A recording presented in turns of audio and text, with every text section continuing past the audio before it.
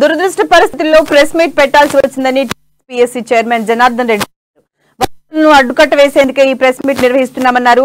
30 లక్షల మంది one time registration చేసుకున్నారని, టీఎస్పీఎస్సీ ఓటీఆర్ విధానాన్ని టీఎస్పీఎస్సీ కూడా పెట్టుకుందని వివరించారు. ఐపీ అడ్రస్ తెలిస్తే ఇన్ఫర్మేషన్ యాక్సెస్ చేయొచ్చన్నారు. ఏఈ పరీక్షల రద్దుపై రేపు నిర్ణయం ప్రకటిస్తామని జనార్దన్ రెడ్డి చెప్పారు.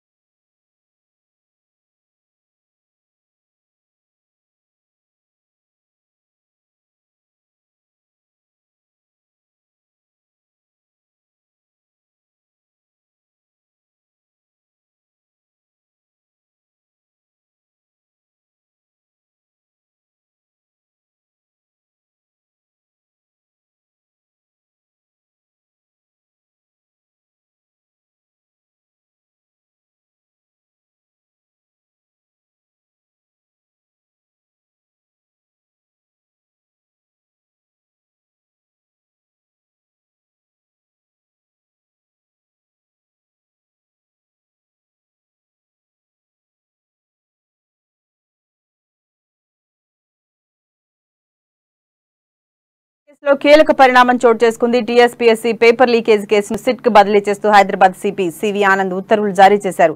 అదనపు సిపి ఏఆర్ శ్రీనివాస్ ఆధ్వర్యంలో దర్యాప్తు కొనసాగుతుందని ఉత్తర్వుల్లో పేర్కొన్నారు.